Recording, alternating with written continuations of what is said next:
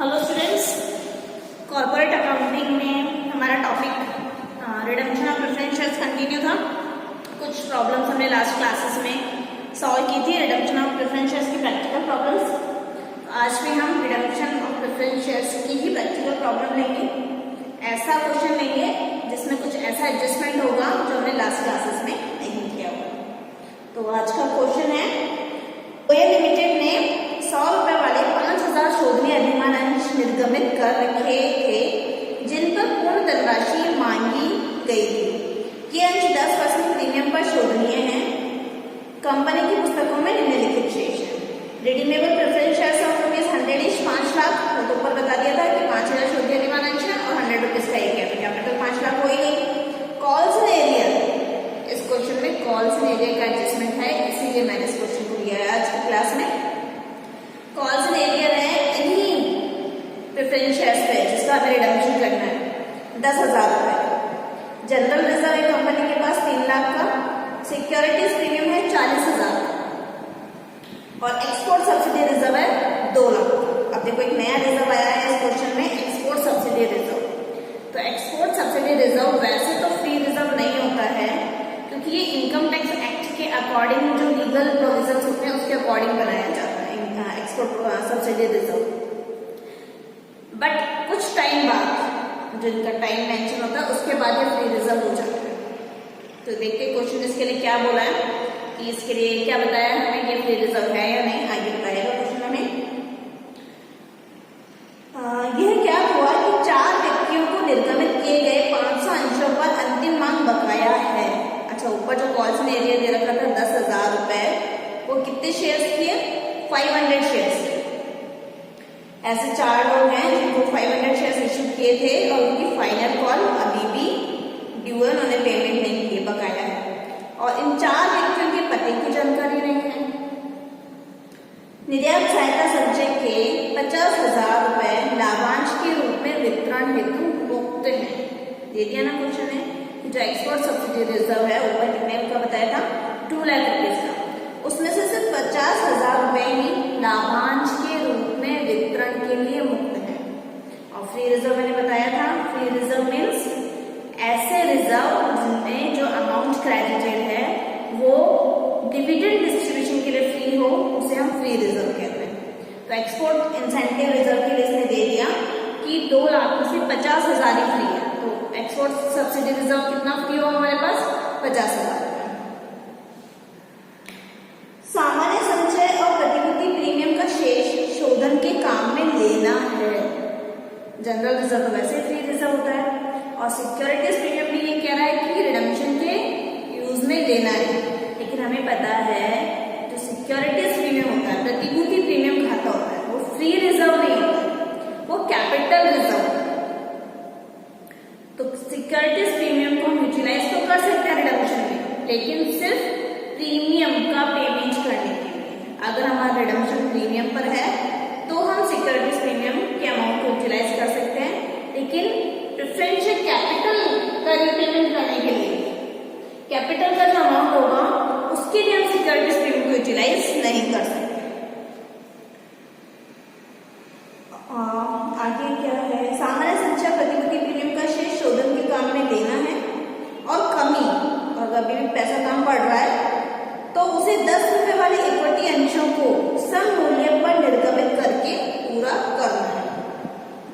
अधिमान अंशों का शोधन पूरा हो गया, आपको जर्नल एंट्रीज करनी है और यह बताना है कि शोधन के पश्चात आफ्टर रिडम्पशन उपयुक्त मदों को कंपनी के चिट्ठे में किस प्रकार दिखाया जाए। तो इंग्लिश में इस क्वेश्चन को रीड करते हैं। Goyal limited had issued 5,000 redeemable preference shares of ₹100 each, on which full amount was called, are due for redemption at a premium of 10%. The following balances are appearing in the books of the company. Preferential capital 5 lakh, calls in area on above redeemable preference shares 10,000, general reserve 3 lakh, securities premium 40,000, export subsidy reserve 2 lakh. It is ascertained that calls in area are on account of final call on 500 shares held by 4 members whose whereabouts could not be known. 50,000 of the export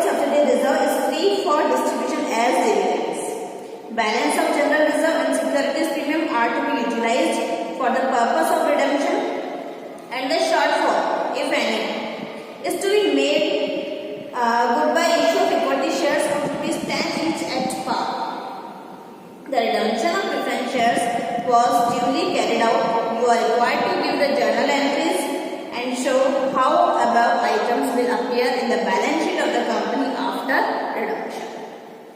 तो जो main points हैं वो मैंने यहाँ note कर दिए. Capital कितनी है? 5,000 redeemable preference shares of ₹100 each on which full amount was called. पूरा अमाउंट कंपनी कॉल कर चुकी है. लास्ट क्लासेस में मैंने आपको क्लियर कर दिया था कि रिडम्पशन करने के लिए अनिवार्य शर्त है, कंपल्सरी कंडीशन है कि जिन शेयर्स को कंपनी रिडीम करने जा रही है वो फुल्ली कॉल्ड अप होने चाहिए. अगर कंपनी ने उनका पूरा पैसा नहीं मांगा है तो पहले जो कॉल फॉर नहीं की है पहले वो कॉल करेगी, उसके बाद ही रिडम्पशन की प्रोसेस स्टार्ट करेगी. तो इस क्वेश्चन में जो शेयर्स हैं वो फुल्ली कॉल्ड अप है, बट हाँ कॉल्स इन एरिया जरूर है. सारे शेयर्स पे तो नहीं है, कुछ शेयर्स हैं जिन्होंने अमाउंट पे नहीं किया अपने फाइनल कॉल का. कितने शेयर्स बताया इसने? 500 शेयर्स और अमाउंट कितना ड्यू है? 10,000. कॉल्स इन एरिया है 10,000 और नीचे बताइए रखना कि अमाउंट जो है वो 500 शेयर्स का है ऑन 500 शेयर्स. मतलब अगर हम देखते हैं तो एक शेयर पे कितना अमाउंट बाई है? 20 रुपीज का, यानी फाइनल कॉल जो होगी 20 रुपीज 500 शेयर्स पे वो उन्होंने पेड नहीं. तो ये जो 500 शेयर्स हैं सिर्फ 4 लोगों के पास हैं जिनके एड्रेसेस ट्रेस आउट नहीं हो रहे हैं, इसलिए कंपनी इनसे फर्दर प्रोसेस नहीं कर पाई. जनरल रिजर्व में 3 लाख रुपए का बैलेंस है, सिक्योरिटीज प्रीमियम में 40,000 रुपए का बैलेंस है, एक्सपोर्ट सब्सिडी रिजर्व में 2 लाख का बैलेंस है, बट फ्री कितना है? सिर्फ 50,000 रुपीज. यानी हम सीआरआर बनाने के लिए काम में कितना ले सकते हैं? 50,000 रुपीज. एक्सपोर्ट सब्सिडी रिजर्व का इसका तो फुल अमाउंट ले सकते हैं. और क्वेश्चन ने बोला था हमें रिडम्पशन जो करना है 10% प्रीमियम पे करना है. कैपिटल कितनी है? 5 लाख. 5 लाख का रिडम्पशन करना है और 10% प्रीमियम पे करना है. इट मीन्स 50,000 रुपए हमें प्रीमियम के लिए अरेंजमेंट करना है. अच्छा, इसके अलावा और क्या कहा है क्वेश्चन में? हाँ, बाकी जो बैलेंस रिक्वायर्ड होगा वो आप इक्विटी शेयर्स इश्यू करके उनसे लोगे. इट मीन्स मेथड तो कौन सा फॉलो करिए कंपनी? थर्ड वाला, partially out of reserve and partially out of fresh issue. तो जर्नल एंट्री से स्टार्ट करते हैं. जर्नल एंट्री स्टार्ट करने से पहले एक बार हम ये देख लेते हैं कि हमारा अमाउंट कहाँ से हमें लेना है. हमें रिक्वायरमेंट कितनी है? 5 लाख रुपए का कैपिटल के लिए, 50,000 रुपए प्रीमियम के लिए. कैपिटल हमारी 5 लाख की, जिसका हमें रिडम्पशन करना है, और 5 लाख का 10% यानी 50,000 रुपए हमें चाहिए प्रीमियम के लिए. अच्छा, अब आप ये बोलोगे कि पूरे 5 लाख का तो पेमेंट करना ही है क्योंकि जिन शेयर्स ने पेमेंट किया ही नहीं था उनकी कैपिटल हम रिफंड करेंगे. बिल्कुल सही बात है, और मैंने आपको लास्ट क्लास में बताया भी था हम इनका पेमेंट नहीं करेंगे. जिन शेयर्स ने फाइनल कॉल का पेमेंट नहीं किया है, उनको कुछ अमाउंट ड्यू है, कॉल्स इन एरियर में है, हम इन्हें कैपिटल का रीपेमेंट नहीं करेंगे, इनका रिडम्पशन नहीं करेंगे, लेकिन अरेंजमेंट हम इनके लिए भी करके रखेंगे. मतलब अमाउंट हम पूरा का पूरा अरेंज करके रखेंगे 5 लाख रुपए का और 50,000 का. तो जैसे ही ये लोग अपने कॉल्स इन एरिया का पेमेंट कंपनी को कर देंगे, कंपनी उनको भी पेमेंट कर देगी. 5 लाख रुपए कैपिटल के लिए चाहिए, 50,000 रुपए प्रीमियम के लिए चाहिए. प्रीमियम का मैंने आपको बताया है कि प्रीमियम का अरेंजमेंट हम या तो सिक्योरिटीज प्रीमियम से करते हैं या फ्री रिजर्व से करते हैं. तो पहले हमें देखना है क्या हमारे पास सिक्योरिटीज प्रीमियम सफिशिएंट है. हमें चाहिए 50,000. सिक्योरिटीज प्रीमियम में जो बैलेंस है वो 40,000 है, और जो नए शेयर्स कंपनी इशू कर रही है वो एक पार पे कर रही है, मतलब और प्रीमियम तो कंपनी के पास आना नहीं है. 50,000 में से 40,000 तक कंपनी के पास है. इट मीन्स 10,000 रुपीज अभी भी हमें प्रीमियम का अरेंजमेंट करना है. वो 10,000 कंपनी कहाँ से लेगी? फ्री रिजर्व से ही लेगी. इट मीन्स जनरल रिजर्व में 3 लाख रुपए का बैलेंस है, इसमें से 10,000 रुपए का हमें सिक्योरिटीज प्रीमियम के लिए, प्रीमियम और रिडम्पशन जो हमें पे करना है उसके लिए रखना पड़ेगा. बाकी इसमें कितना बैलेंस बचेगा? 2,90,000. इसमें 2,90,000 हम यूटिलाइज कर सकते हैं, और एक्सपोर्ट सब्सिडी रिजर्व में से 50,000 को हम यूटिलाइज कर सकते हैं. तो 2,90,000 और 50,000 3,40,000.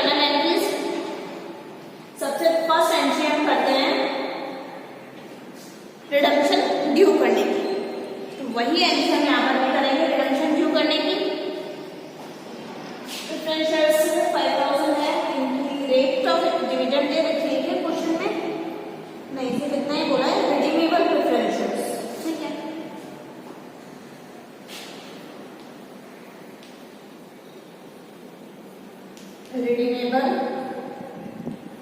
preference shares from debit to premium पे है ना रिडम्पशन टू सॉरी प्रीमियम पे है इसलिए premium on redemption of preference shares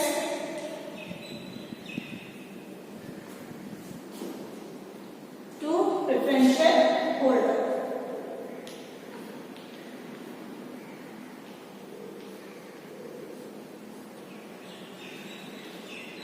preference shares कितने के लिए कर रहे हैं? 5 लाख के।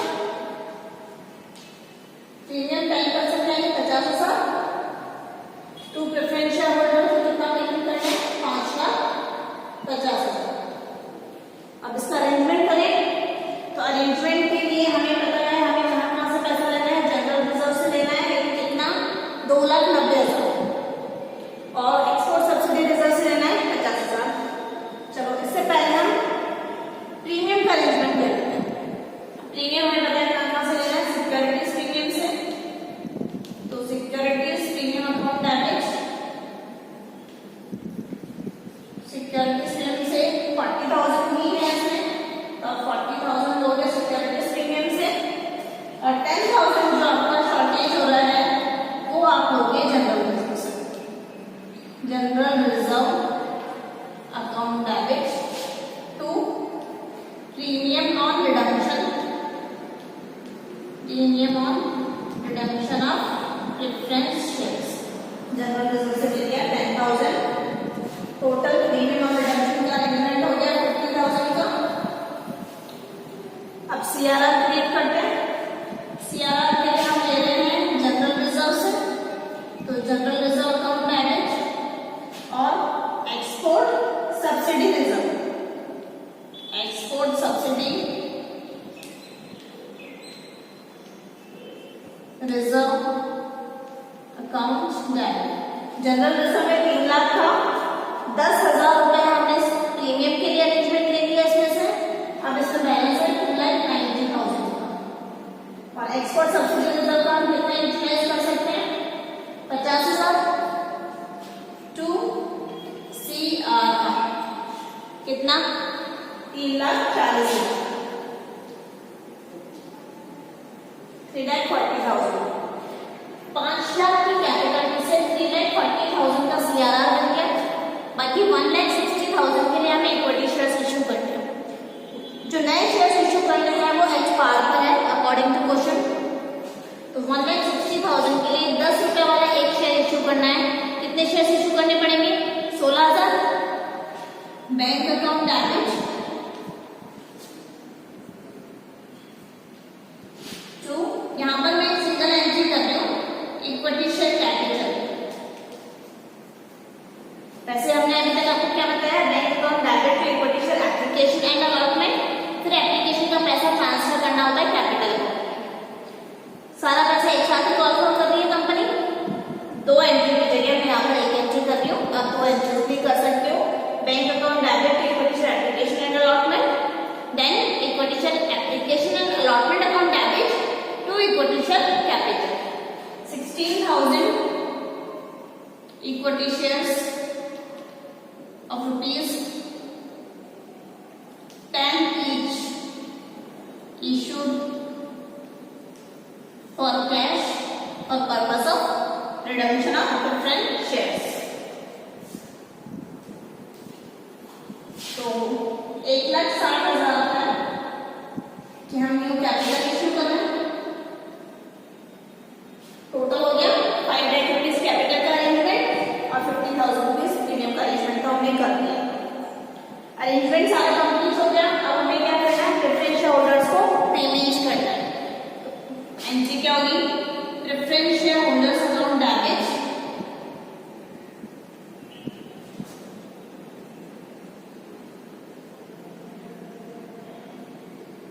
To bank.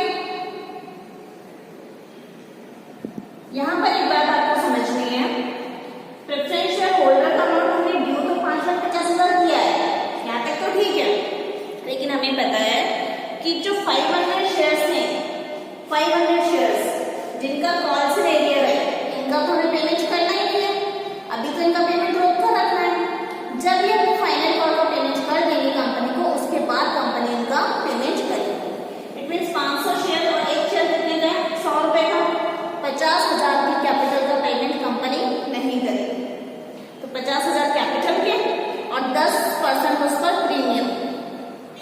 हो गया 55,000। ये 55,000 का कंपनी अभी पेमेंट नहीं करेगी, तो अभी पेमेंट कंपनी कितना करेगी? 5,50,000 में से 50,000 कैपिटल के रखेगी, यानी 4,95,000 उसका पेमेंट करेगी। प्रीमियम को हटाइए और कैपिटल को हटाइए, 4,95,000 का कंपनी पेमेंट कर देगी। एट प्रेजेंट कंपनी 4,95,000 का पेमेंट कर देगी। अब आप देखो प्रेफरेंस शेयर होल्डर का आपने क्रेडिट तो किया 5,50,000, देना कितने हैं? 5,50,000। अरेंजमेंट तो पूरे के लिए किया, बट एट प्रेजेंट पेमेंट कितना किया? 4,95,000। तो प्रेफरेंस शेयर होल्डर में अभी भी क्रेडिट बैलेंस है 55,000 का। इस 55,000 में 50,000 तो कैपिटल के हैं और 5,000 प्रीमियम के। ये 55,000 अब हम बैलेंस शीट पे कहाँ शो करेंगे वो अब देखते हैं कि प्रेफरेंस शेयर होल्डर का अकाउंट तो इक्वल हुआ ही, क्रेडिट हुआ 5,50,000 से और पेमेंट यानी कि डेबिट हुआ 4,95,000। अभी भी इस अकाउंट में 55,000 का क्रेडिट बैलेंस है, इसको बैलेंस शीट में दिखाएंगे। मैं इसको रब करती हूँ और हम बैलेंस शीट बनाते हैं। सबसे पहले लायबिलिटीज साइड में equity liabilities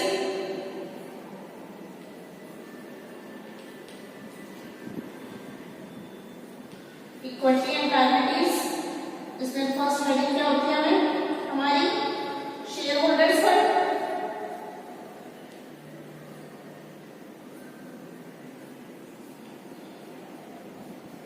share holders fund में सबसे पहले हम दिखाते हैं शेयर कैपिटल। तो शेयर कैपिटल में देखो कंपनी के पास क्या थी? प्रेफरेंस शेयर कैपिटल थी, इसका तो रिडम्पशन हो गया, और इक्विटी शेयर कैपिटल तो पहले कंपनी के पास थी नहीं। अब रिडम्पशन की प्रोसेस में हमने 16,000 इक्विटी शेयर्स इशू किए हैं, तो वो शेयर्स हम यहाँ पे दिखा देंगे। 16,000 equity shares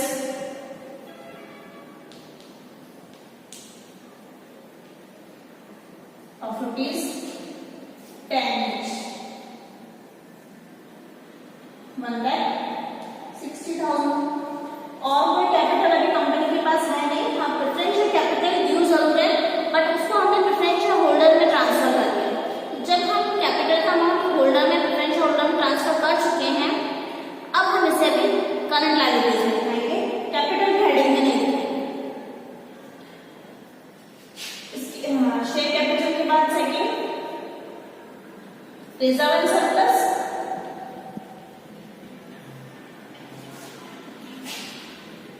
reserve and surplus में देखो आपके पास कौन कौन सा रिजर्व है। जनरल रिजर्व था वो आपका पूरा यूटिलाइज हो गया। सिक्योरिटीज प्रीमियम जब आपके पास नहीं है क्योंकि आपने प्रीमियम और रिडम्पशन में यूटिलाइज कर लिया। एक्सपोर्ट सब्सिडी रिजर्व में भी आपके पास 1,50,000 है, तो आप जानिए export subsidy reserve, export subsidy reserve 1,50,000। और एक नया रिजर्व हमारे क्रिएट हुआ था CRR, capital reduction reserve. CRR हमारा कितने अमाउंट से बना था? 3,40,000। 3,40,000 से हमारा सीआरआर बना था। इसके अलावा और अब हमारा इस क्वेश्चन में क्या क्या दिया हुआ है, ठीक है, इसके अलावा और कुछ नहीं है। सिर्फ हमने जब प्रेफरेंस शेयर होल्डर का अमाउंट ड्यू किया था वो प्रेफरेंस शेयर होल्डर का अमाउंट हमने दिया करंट लायबिलिटीज में। रिजर्व एंड सरप्लस हो गया करंट लायबिलिटीज।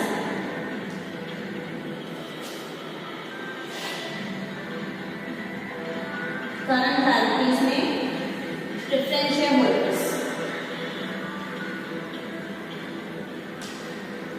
कितना अमाउंट दिया था प्रेफरेंस शेयर होल्डर्स का के अकाउंट में? 55,000। बट इस 55,000 में से कॉल्स वेरिएबल तो है,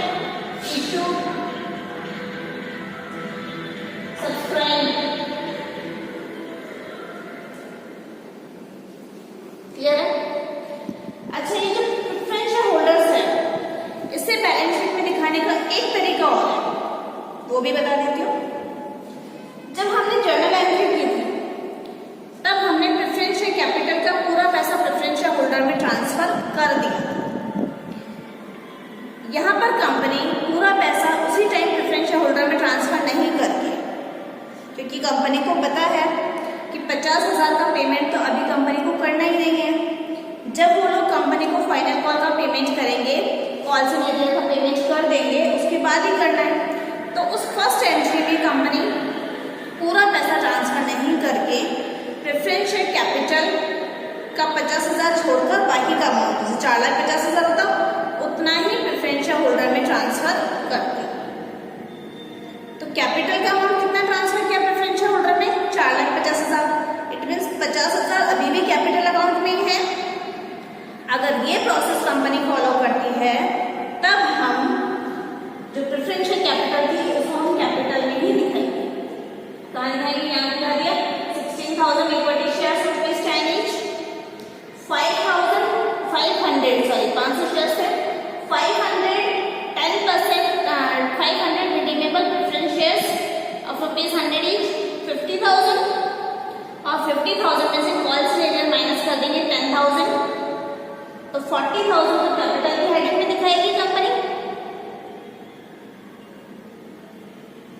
40,000 कैपिटल की हेडिंग में दिखाएगी और उन पे जो प्रीमियम होगा वो कंपनी करंट लायबिलिटी से दिखाएगी, premium on redemption of preference shares के नाम से, premium on redemption of preference shares के नाम से 5,000।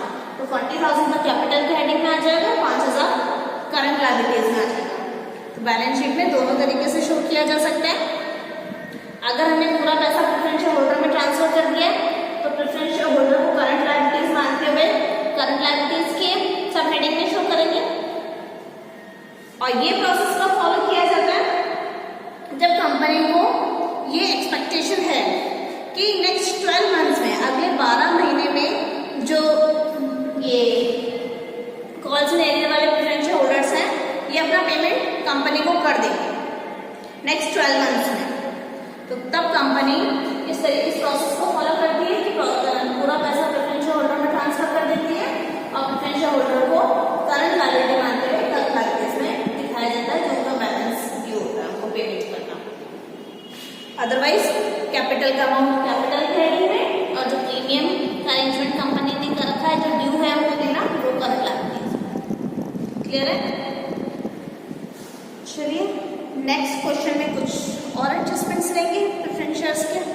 Thank you.